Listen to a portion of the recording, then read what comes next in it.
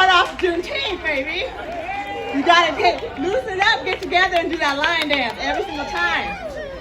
All right, now I gotta catch my breath. Okay, so people have contacted me about Juneteenth, asking me, how have we never heard of this before?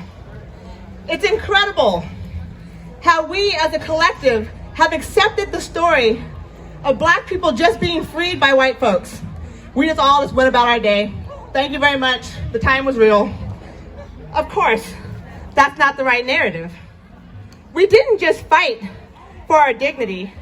We created their collective reality. Blackness is in every fiber of what makes this country work. 155 years ago, the last slaves were freed. And of course we celebrated. How did people not know? Because our celebration was, and arguably still is, punishable by death. We kept our elation tightly knit to us, to our families. We kept it within our communities. But Black joy is everywhere we are.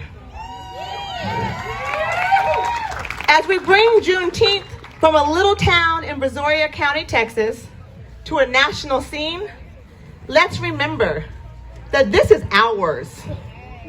Our people held their heads high. Through perseverance, we recreated ourselves over and over again. Each time riding the dreams of our ancestors before us.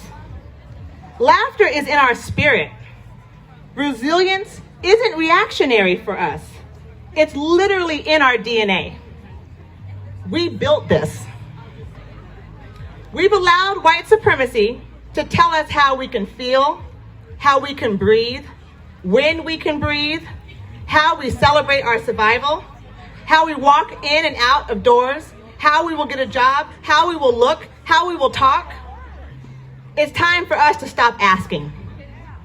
Our truth is omitted from the history books because how could it be so? How could we still be smiling?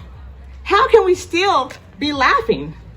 How could we literally glow with magic, creating style, perfecting poise, dominating dance, elevating eloquence, mastering making music from our misery, raising some of the most brilliant minds who have ever graced this earth? How can it possibly be so? To celebrate us would mean that they would have to admit their part in the atrocity of slavery. This is their cross to bear. We don't need to carry that story. Our story is our Black excellence.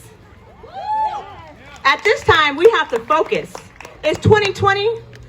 We all have to understand where we are right now in this opportunity that we have. This is our opportunity. We get to write this narrative. This is our story. We get to say how it goes from here on out. So if you want to celebrate us and you want to be here with us, we want you here.